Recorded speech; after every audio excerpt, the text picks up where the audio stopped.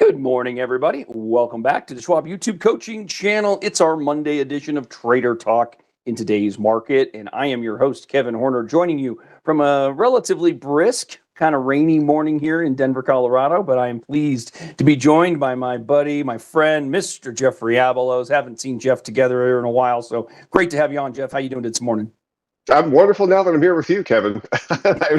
We were talking before the show. It's been a minute, and I absolutely love getting to start my week off with some Trader Talk with Kevin Horner. So thank you very much for being here. I've got my eyes on a few donuts a little bit later this morning once we get this thing going. But other than that, I hope you're having a great day, and shout out to all the viewers out there as well. Yeah, it's a really good day. You know, I returned early morning yesterday from Chicago. We had an excellent market drive event in Chicago, well in excess of expectations in terms of our attendance. It was great. Always a good event, and needless to say, for those of you who have yet to make one of those events, we strongly encourage you to check out the coaching calendar, schwab.com/coaching. Make sure you check in on those in-person events. We would love to see you there and come shake some hands, take some photos. I see some names in the chat that I got to check in with this week already. So always happy to see all of you on a face-to-face basis. Now, this morning we got plenty to get to. There was a big news story in the tech space, and the market's always seemingly exuberant of late. So I want to remind you, we are joined by Brent Moores in the chat. You can follow Brent and me on X at Kevin Horner CS, at Brent Moores CS. It's the best way for you to have access to us coaches outside of the classes that we offer you here Monday through Friday. So if you're looking to engage with us, X is a good spot to do it. Now, we're going to get to disclosure so that we can jump right into things. So let me remind you that our conversation here is always informational and educational exclusively. We do not make recommendations. We do not make endorsements for a specific approach to trading the market. We do, however, discuss technical analysis. We remind you that that's merely a piece of the decision-making puzzle, though. We discourage you from making decisions based exclusively off technical analysis. And of course, in this class, what we focus on really is the analysis of the broader markets, but we do take a top-down approach. And what that means for you, if you're new here, we just start broadly. We're going to look at the biggest of the indices. So, of course, the S&P 500, the NASDAQ 100, the Russell 2000, the semiconductors as well. And then we'll work into some sector action to see where money's kind of moving around a little bit, get a clearer picture on the U.S. domestic market, and then we will go forward with stocks in the news. And there are some stocks in the news, some good headlines to make sure we hit on here this morning. So as we do, we'll start with the S&P 500, Jeff. There's just not a lot to say about the move we've had since April 23rd. Very few and far between have the instances below the 20-day moving average even been on the table here, Jeff. You're absolutely right. And this is for those of you who are in the bullish stance, aside from what's happening on the valuations level, let's forget about fundamentals for a second. Let's focus specifically on what we're seeing in the chart. That is typically what you want to see if you are a bullish trader. This is a bullish trend. If you notice back in, February or March, you hit a high, came back down. We had that tariff tantrum, started to come up, and then you go past that in about July of this year. Since then, just like you noted, Kevin, you've got a few points where it comes below, but if you're using the Horner rule, you haven't broken any major movements. You've got a close here, a close there, but that's not enough to follow the Horner rule. So you continue this bullish pattern. And I know for a lot of you out there who are saying, Jeffrey, I'm reading a lot of stuff here, man. There is some things coming out. I'm getting a little bit concerned, and I can understand where you're coming from. But as a lot of folks like to say in Wall Street, you dance until the music stops, Kevin.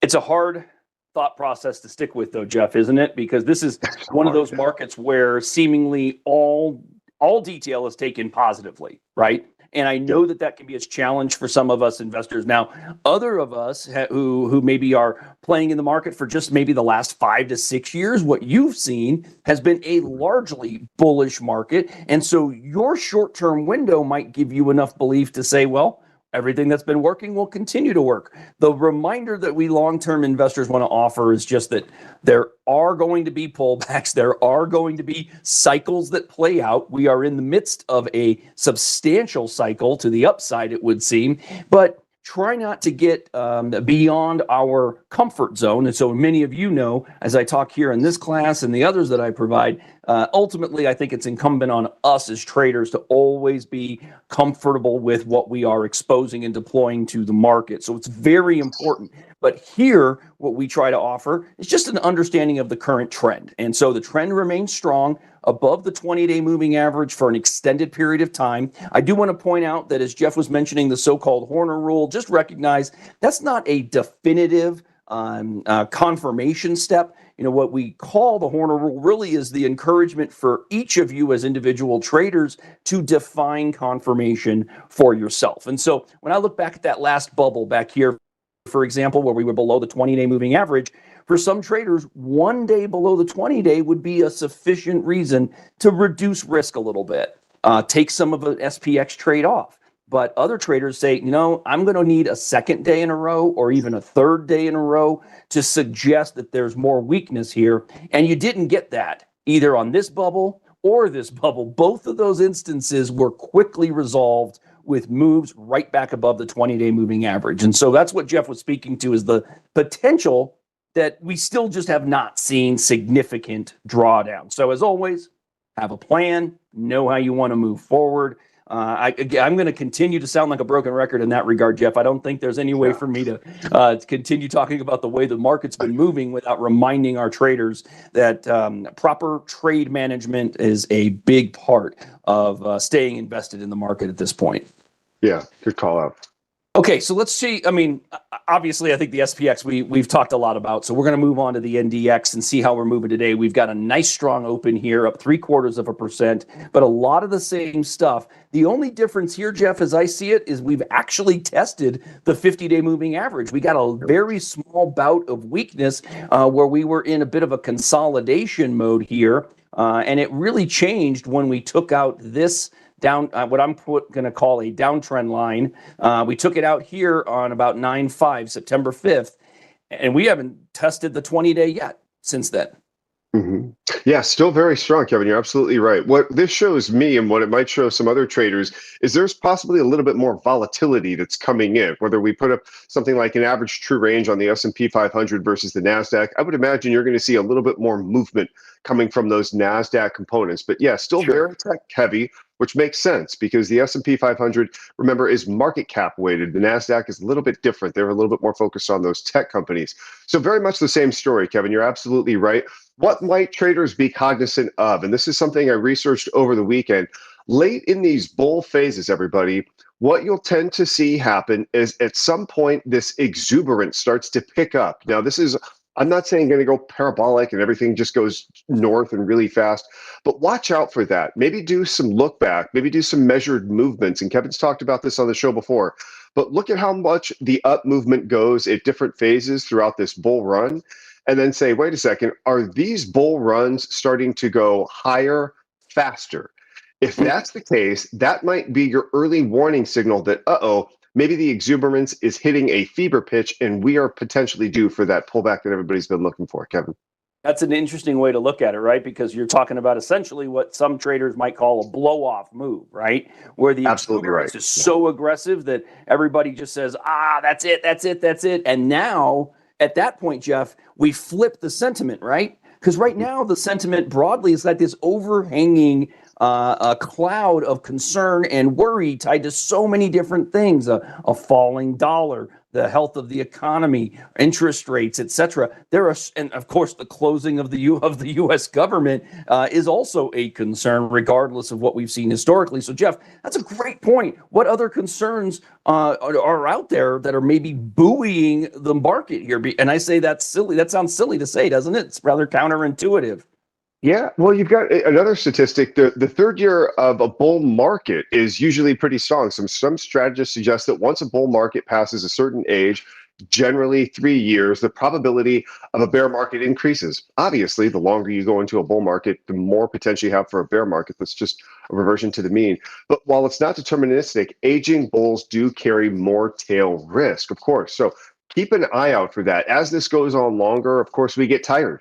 we've been on the dance floor all night, and everybody is still going strong. And you're just wondering who's going to be the first person that gets off the dance floor and grabs a seat. And that's sort of what we're looking for here, Kevin, is everybody's just kind of keeping their eyes on where the cracks starting to form. And a lot of you viewers out there know that.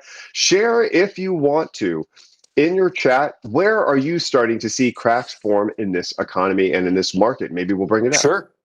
Yeah, I think this can be a helpful and healthy exercise to be always thinking about where can this risk come from and how will we as traders manage our things along the way. Everybody's heard me say it, and I'm just going to say it once more because I don't think I can say it enough, and that is to manage your individual positions to your overall comfort, regardless of what you're seeing from the market, regardless of what you hear from Jeff and me.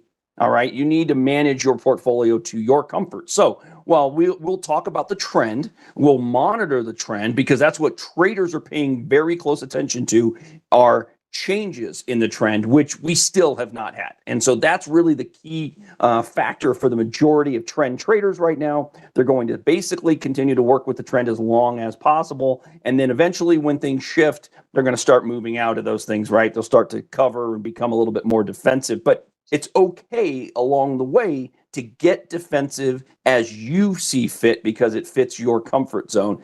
And the last note that I make about that, Jeff, is just a reminder that we can be bearish simply by taking our long positions down, meaning reducing position size, reducing deployment of investment dollars to the market can be a bearish step, even though you're not taking bearish investments, Jeff.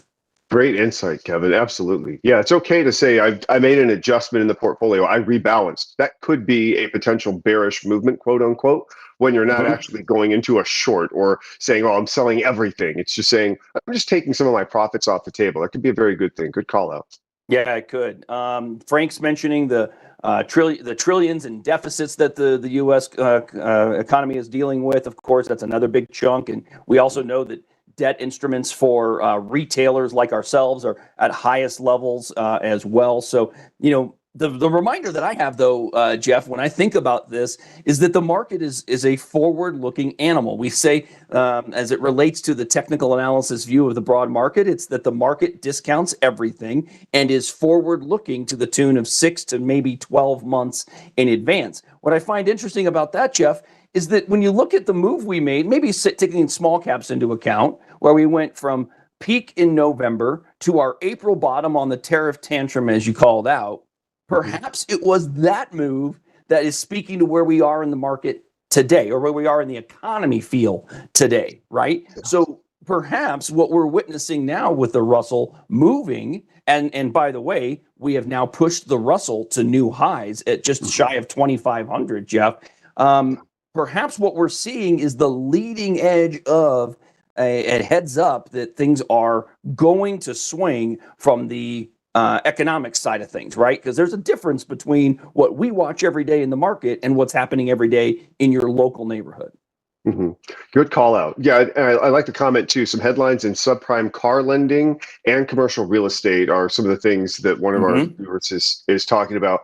Kevin, another thing that I wanted to note, this one actually caught me by surprise, but when the market, and I don't know if it's the S&P 500 that's done a 25% gain, but after a 3-month gain of 25% over the next 6 to 12 months, this is from Carson Investment Research, shows that when the S&P has gained more than 25%, which has happened only 6 times since the 1950s, by the way, the average forward return is positive. It's actually 14% over the next 6 months and 21% over the next 12 months. Kevin, I was floored by that.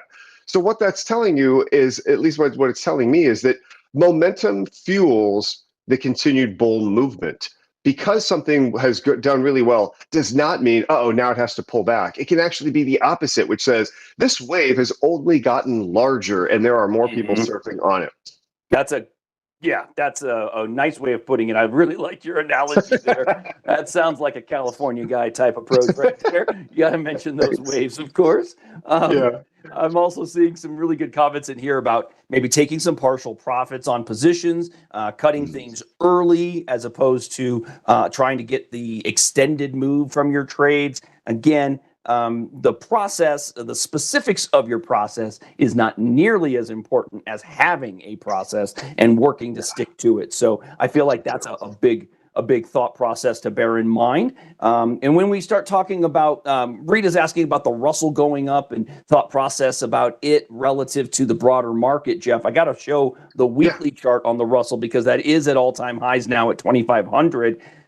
Generally speaking, Jeff, if we have small caps leading us, that is not a negative. That is a bullish sentiment for the overall broad market. Can you speak to the reasoning behind that? Yeah, well, one of the things that a lot of analysts look at, Rita, is that when you're going for the small cap space, they're generally taking on, as a company or an organization, large amounts of debt to fuel their growth. Think if the interest rate is being reduced, that means that debt that they are utilizing is getting cheaper. So that leads to better margins for those companies. So there's a much deeper rabbit hole we can go down sometime. But Kevin, in essence, that's the argument. If interest rates are coming down, that's usually a good thing for some of these small and mid cap companies.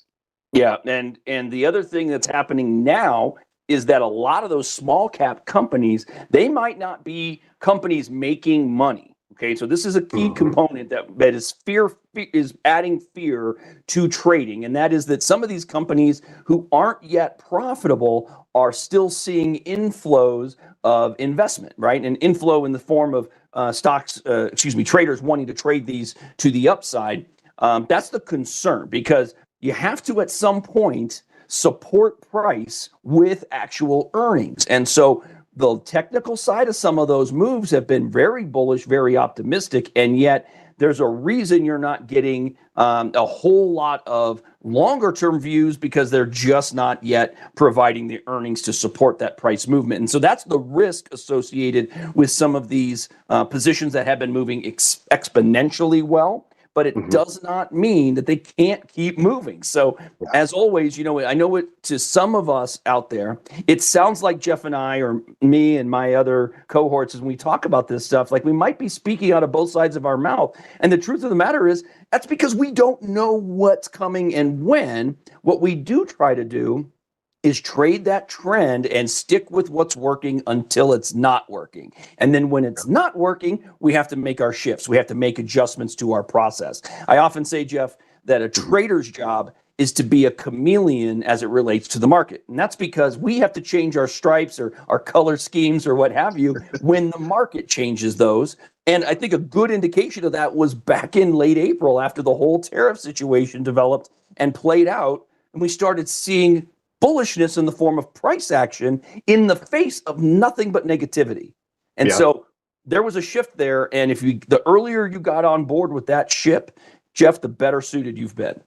Yeah, absolutely. And it also harkens back too, for those of you who are older than 6 years old, remember when COVID happened? Why did that become the low? Everything was looking horrendous. Stuff was closing all over the place. This was not a good situation, but the market started to rally. And that's because, again, like Kevin mentioned earlier, the market is a forward-looking mechanism, not a backward-looking mechanism. It's not going out of the rearview mirror. It is looking out of the windshield. What is ahead of us? And so that's why you can find times where you think, this should not be happening right now. It is, because there is a look at what's going to be going on in the next 6 months, what's going to go on in the next 12 months. And I think in there you might find a brighter argument, Kevin. Yeah, I think so too. There's a good point out of Villager here. The problem is knowing when it's not working, and that's true. It is not necessarily easy to know that. But you know what? That's why I go back to what I said earlier. Sometimes it's as simple as your comfort. And the moment you start feeling uncomfortable, there's something going on internally for you, right? There's a gut instinct, a gut feeling that might be leading you to a certain extent. Well, follow your gut and put yourself in more comfortable situation at that point. I don't think there's anything wrong with that, obviously. It's just different from one trader to another. And they often say, Jeff, that comparison is the thief of joy. And the truth of the matter is, if we start comparing our returns to that of some other, nebulous third party, a neighbor next door who's only telling you about their wins or what have you, that's when we start to snatch the true joy of being a trader who's making money from the trend, from our process. We don't want to do that. I don't care what the guy next door is doing. I am up X percentage and the market is up Y percentage. I should be happy being up at any given moment. Try not to allow that those other ideas, those other concepts, those third party people telling you how wonderful they're doing and what they're trading. Don't let that, put a damper on your process and your trade successes. It's really hard to do those sometimes, isn't it, Jeff? Yeah. Well, what I love about that, Kevin, this is not just a market, a trading, and an investing insight. This is a life insight. Do not let comparison sap your joy. I love it. Now, I am curious, talking about parabolic increases, what are we looking at right here? This could be considered parabolic. We've had an explosive move in the semiconductors to the upside. I don't know another word, Jeff. That looks like a rocket ship from 62.60 approximately up to 68.60. That's a 600-point pop over 5 sessions. Yeah. Wow. That's incredible. Now, Kevin, this goes back and reminds me of some things that I talked about on previous shows. When you have these big gap ups, the gap up stay up tends to perform much better than a gap up pull back. So what might somebody be looking for if we're talking about cracks in the market? If you've got this parabolic run like we're seeing right now, and it keeps holding after it's done, meaning it doesn't come back down to that 6750, certainly not that 6500 level, then that could be a continuation of the bull movement. But if you do start to see it pull back, let's say it hits this high peak today, and then the rest of this week and maybe next week, it starts coming back down, that might be one of your early warning signs, Kevin. Yeah, it could be. There's the other thing is it could be a scenario where we're simply sending so much money into the semiconductors that rather than a pullback, what you get up here at the top is a pause. And we just go sideways for 3 to 5 sessions, 7 sessions, something like that. Hold the gap ledge and wait and see, right? That's also a possibility. I'm going to point out on the long range chart here, Jeff, the level that we've gotten through and then what's happened since. So this is your weekly chart on the semiconductor index. And you can see, Jeff, one of my leading concepts from a technical analysis 101 thing that I've been sharing quite frequently is that when we consolidate, okay, as we did here, lovely consolidation went about, about 8 to 10 weeks sideways, right? At resistance, but we didn't give back a whole lot, did we? So we were basically at resistance, tested and holding a range. When we break that range, traders then expect that security, that indice, what have you, to start trending once more. And that's precisely what we're seeing right here. Now that green upsloping moving average is catching up with the breakout zone. Okay, so that could become a trend support line for longer range traders watching the stocks here now. So, it's a big move to the upside. We might see a pause. We might see a pullback. But if that's the case, many traders probably monitoring that 20-week simple moving average, Jeff. Yeah. Really good call out. Something to keep in mind. But I mean, gosh, if it started to pull back and went all the way down to that 20 period, that green line that you're showing there, yep, that could be troublesome, especially if that happened in a very short period of time. So keep an eye out for that, everybody. Yeah, I think that's the key, though, Jeff. Back below 58.5 or so becomes problematic. But again, remember, this is a concept we see all the time, Jeff. Breakouts that run for a period and then pause. They throw you back to the breakout zone.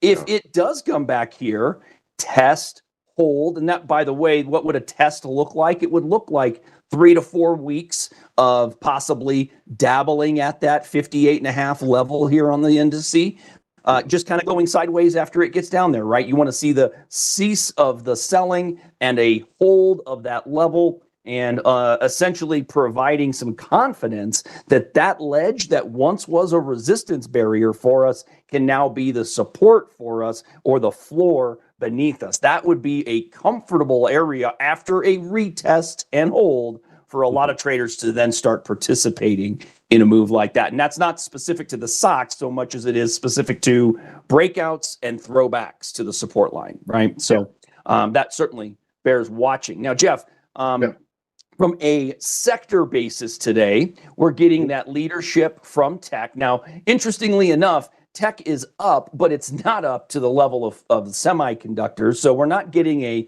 fully explosive technology move today. I think that we should point that out, but that kind of looks like a consolidation here as we evaluate some of these sectors. Sure. Yeah. You know what else is capturing my attention too, Kevin? And I'm sure the viewers got this. Look at that RSI going up and up. We're hitting higher highs, higher lows. Again, leading to the thesis that there is probably more bull momentum happening right now than bearish ideology. So something that I think a lot of traders are going to be keeping in mind is, when do we not hit a higher high and a higher low on the RSI? And maybe that might also be a time when you say, hey, we're due for a pullback. Now, I notice, Kevin, we've spent a lot of time on this conversation of finding cracks in the market and so forth. Please keep in mind, everybody, just because Kevin and I are discussing this topic does not mean that we are saying this is an inevitability, and certainly not saying that it's going to happen this week, but it is on the minds of a lot of traders. I have the pleasure of covering Southern California and Arizona. I'm talking to a lot of clients out there who are saying and thinking a lot of the same things that we're discussing today. Hey, what's going on with this? Is this an AI bubble? Is this going to go back to the .com? Is this going to be a global financial crisis? And what's going to happen? So we just want to highlight, that's the reason why we're discussing this. Not trying to say that there is an imminent movement that's going to be towards the negative, but just trying to give some pieces of information that might help you in your decision process, Kevin.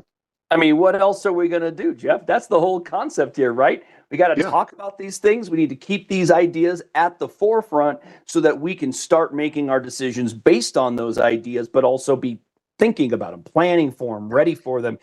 In these in-person events, I get to host with my friend Ben Watson, who's just tremendous, of course. Been doing this for so long. He reminds us that if you are trading, the concept really is, if this happens, then I do this. It's nothing more than if-then statements every step of the way.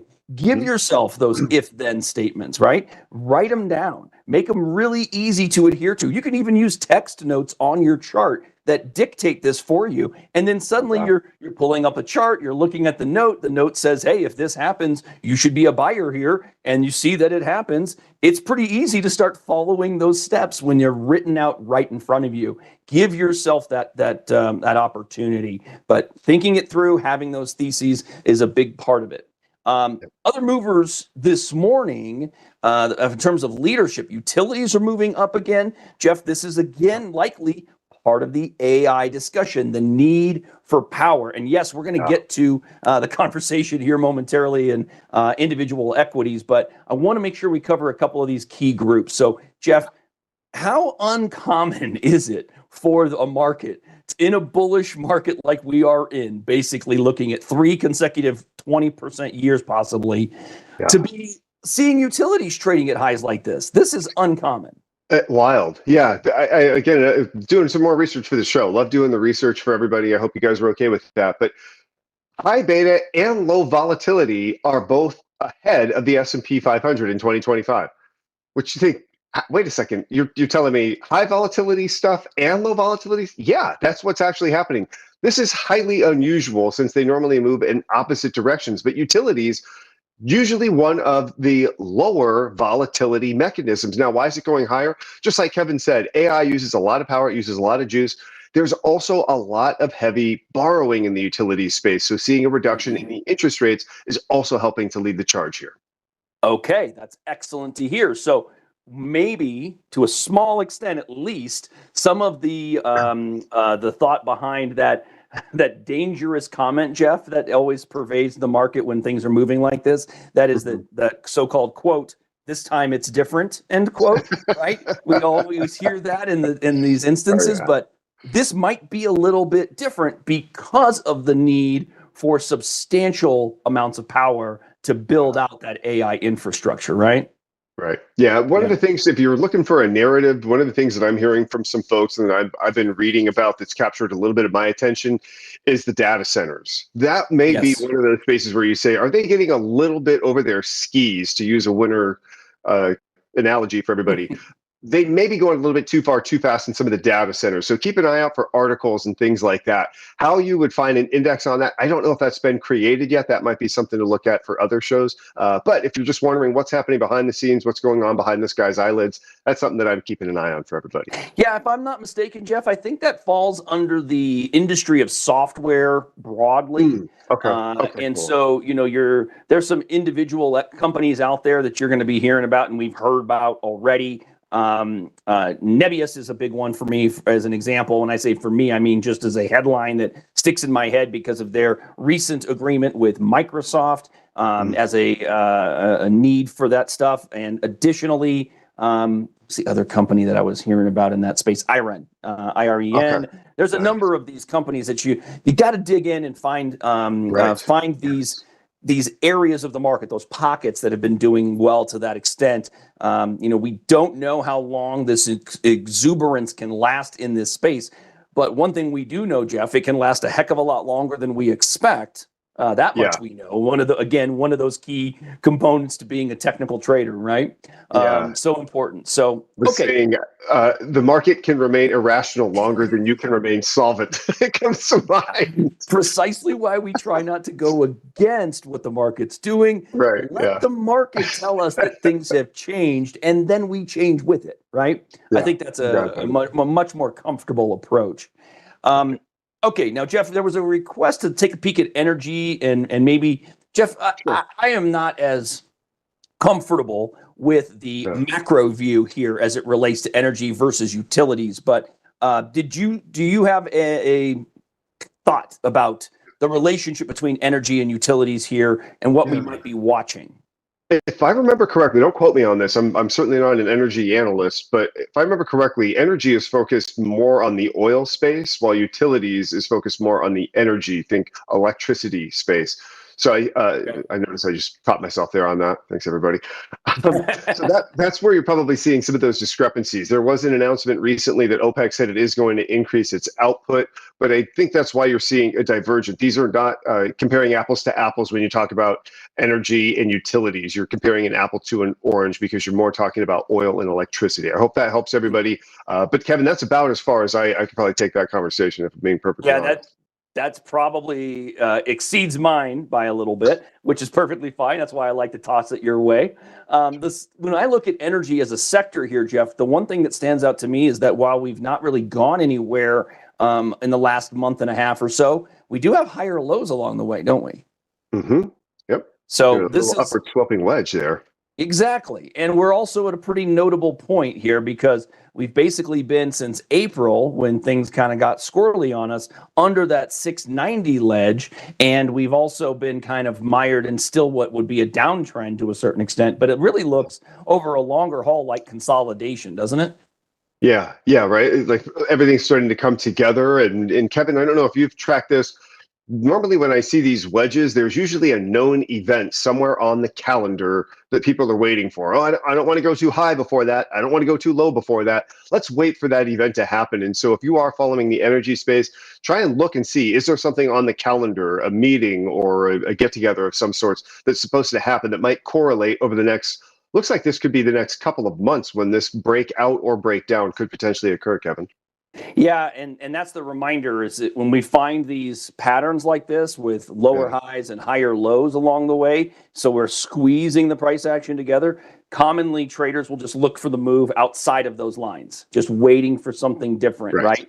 And so a move to the upside on a closing basis might be the opportunity to trade it to the upside. And of course, under these levels would be considered potentially a bearish move. And the significance of it can't be overstated because when I look at it, Jeff, if we took out our white trend line from the bottoms down here, we would actually be trading then below a 20-week, a 40-week, and a 100-week moving average in this space, this specific industry group. So that would be a significant development if that were to change. So that bears watching. Yeah, for sure. Okay. In terms of weakness today, just briefly, I thought let's look at real estate is off 1%, but still not necessarily going anywhere. You can see the consolidation happening here. Financials are off 0.75%, similar in scope because we're still holding the 50-day moving average, which we've been holding really now since early mid-August, which tells us that things are still status quo to a certain extent. As the way I might look at that. And then, the other thing that I can't get away from is staples just going down yet again, Jeff. And, the thought here is simple, right? When I look at staples falling, it tells me at least that the risk is comfortable in the marketplace. If risk were too far too fast and traders were going too much into risk on scenarios, well, then we would probably see staples getting a bounce. But we're not. What we're seeing is a continuation of a pretty good downtrend here since mid-August. And that may very well speak to the idea that traders are moving money away from these stable areas into the risk-on areas. Yeah, completely agree. So I'm not going to even comment on top of that, buddy. That was so well said. Nicely done. Beautiful. All right, let's keep it Great rolling. job. What do you say we get to those stocks in the news so that we can talk about what I'm Sounds sure great. we've got many people wondering about? So let's do that. Stocks in the news this morning. The big one you all know is AMD today. So AMD and OpenAI announced a 6 gigawatt agreement for AMD chips to power OpenAI's artificial intelligence infrastructure. So there's going to be a deployment in the second half of 2026.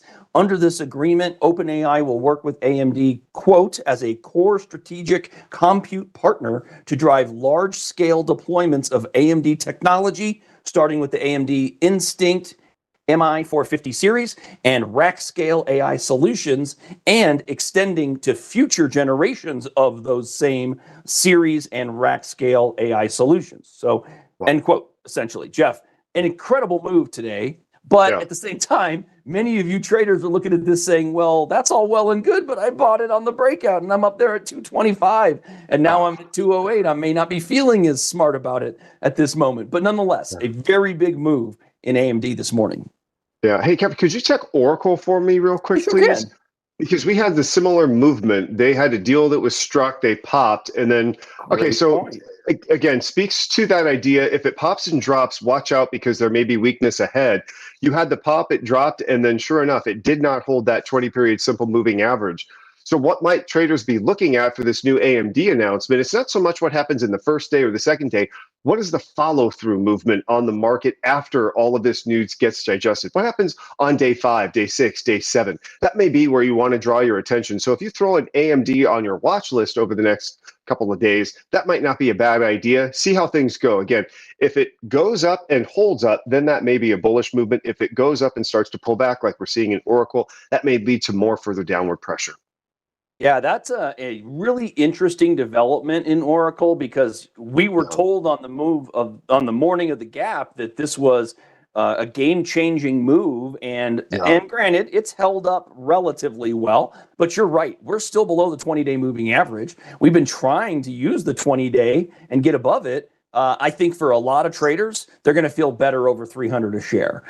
If not, if we can't get over 300 a share, then we've got as much likelihood for a retest of the breakout or the 50-day moving average. And when I say those things, I remind you the terminology I use is specific. The probabilities are increased that it can go lower from here rather than higher from here at this point because we reside below about $300 a share. If we get above 300 a share on a closing basis, traders might suggest then that the probabilities favor the opportunity to continue back to the upside, possibly checking in at that prior high rather than the probability of checking in at that 50-day moving average. So try to lean into probabilities because certainties in the market are very, very, very tough to come across. So let's not go too far over, head over skis on these ideas, right, Jeff? Yeah, you got it, buddy. It's hard to use the words guarantee, always, or never when you're in finance. I almost try and stay away from those things exclusively. They can get pretty sticky. Sticky indeed. Now there's another one in tech that got upgraded today. Also, probably why we're getting a little bit additional lift in semis is the Micron move. So Micron's up about 3.5%. Also, breathing off of the original open here today, but Micron was upgraded at Morgan Stanley to overweight from equal weight. They put a target on this. Nice bump, by the way. New target is 220, up from 160. So company will see multiple quarters of double-digit price increases, which can drive substantially higher earnings power, according to the analysts at Morgan Stanley. I'll remind you that, once again, these approximations or price targets, these are never a guarantee to be achieved, whether that's an analyst target or a measured move calculation or anything like that. But nonetheless, the belief at Morgan Stanley is what you're looking at is a new potential cycle that could provide better earnings going forward, even still for Micron after what's been a really great move, Jeff. If we go back to the April bottom and just to where we are after fading today, it's only 220% in 6 months. That's not too shabby. Yeah, I'll take that over a poke in the eye, sure. Yes. Hey, Kevin, this is one of those classic examples of the bull flag. So if everybody notices that, it caught my attention. I'm sure it caught a lot of your attention. Yeah, you got that big upward movement. You have the measured move, and then it plays out very much in the trader's mindset as you're looking at charts like this. Again, what ultimately happens, we have no idea. It's going to be the market that decides that, but really good call out. You see what Kevin's doing here, how he's taking the previous up leg, adding it to the lower part of the flag, and then that's getting where you think this could be going. So if there were more momentum behind this, where might this stop? Probably a little bit north of 200, I would say, Kevin. Is that where that white line is starting to indicate towards? That's right. Based on the, again, measured move calculation, never guaranteed to be achieved, but it ballparks to about 210, depending on how you drew your second flagpole. The first flagpole makes sense for most of us. The second flagpole, some traders draw it on the breakout of the flag. Others draw it from the base of the flag. And, I think all traders are different, and this is one of those details where we all try and tweak our process a little bit. But one of the things that some traders like about drawing that flag from the bottom of the flag, the flagpole from the bottom of the flag, is that it limits your upside target, right? And that means you might be capable of selling early. Sure, maybe you leave a little bit of capital on the table in doing so, but what it does do is it reinforces the positive behavior of letting stocks rally, sell a little bit, let them breathe. You take some profits, you pat yourself on the back for a trade made, a well done trade. Those are the processes we want to reinforce as much as anything else. And again, remind ourselves, we're never going to top tick a sale. We're never going to bottom tick an entry. That's not the goal. Remember, we can miss that first 10% of a move and the last 10% of a move and just take the meat in between. We just need that burger part, Jeff. We don't need the whole burger. We don't need the bun. Sometimes I'm going to go really get away from that gluten stuff. Just give me the meat and potatoes, man. Well, there's gluten in potatoes, isn't there? I don't know. Yeah, good analogy. Almost a good analogy. I tried. Okay, Jeff. I'm going to throw it your way. You got a stock, you got a thought, you got something in the news that you want to make sure that we check on today? Can we check on gold? I think a few people had mentioned gold and what's going on there. I was talking to a client throughout the last year or so, and he had gone heavy into gold, and I was like, why? What's the reason? And he shared, and yeah, sure, his portfolio was looking pretty nice right now.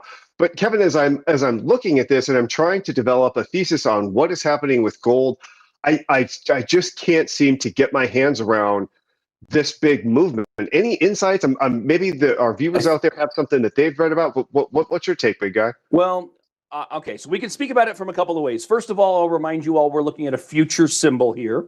By no means a recommendation in any way, but what we're going to focus on is maybe the story a little bit. So first of all, I'm going to speak to the rising 20-day moving average, which as you can see is providing support after the breakout here, Jeff. So doing exactly what some traders would have expected. You break through major resistance and you start trending from there. That's what we're seeing going on now since September 2. So a good solid month of just cruising to the upside. Now, the narrative behind it, I think, is partially due to general fear of the overall health of the economy, but more notably, the amount of debt we're dealing with and concerns in that regard. And then you take into that and you couple it with the move in the US dollar, and you can see that the dollar just is languishing. So there's a big move to the downside in the dollar relative. And because of that, I think that these two things generally do work in an inverse relationship. And so we've seen the dollar come crashing down to some levels not seen in quite a while. And gold has been supported by that. And so has other precious metals. I mean, silver's also making a similar move. So I think there's a story to be told there. But the story right now is it doesn't appear to be over, Jeff. Well, yeah, it just keeps increasing and going and going and going, and you wonder, really, for gold's not paying a dividend, but yeah, if we have a weakening U.S. dollar, that would make sense that people would look to a safe haven asset like gold. So, okay, thank you for highlighting that, Kevin. Yeah, and I don't think we necessarily need to have the full and complete understanding of every single move. We just need to know it's happening. And again, build, Jeff, our if-then statement so that we can either participate or not participate, or we can make decisions based off of that as much as anything else, at least. That's the way I like to look at things. Try and be prepared. I never know what's coming, but Jeff, I try to say, hey, if I'm wrong about this, what's it gonna look like? And what if I'm really wrong? How could it look? Give yourself those thoughts, because otherwise we'll never be prepared for the moves. Yeah, great call out. All right, Jeff, I think we are at time. So, hey, it was great to get together with you again here on the show. Yeah. I'm so glad to have you. Thanks for being here, sharing your insights. Wonderful discussion today, man. Thanks. Yeah, likewise. Thank you. Great way to start the week. Thanks, by the way, to all the viewers out there. Always a pleasure getting to interact with everybody. Thank you for the donut comments, by the way. Those always crack me up. But absolute pleasure getting to collaborate with you this morning, Kevin. Yeah, Thanks for having me on the show. They know who you are, Jeff. They know what you're into. So thanks to all of you for being here. Big thanks to Brent for managing the chat. As always, follow Brent and me on X. If you liked our discussion today, you can hit that thumbs up button down below for us. That'll help us out when we get this reviewed and into the archive a little later today. But hope you all have a fantastic Monday, everyone. We look forward to catching up with you all again real soon.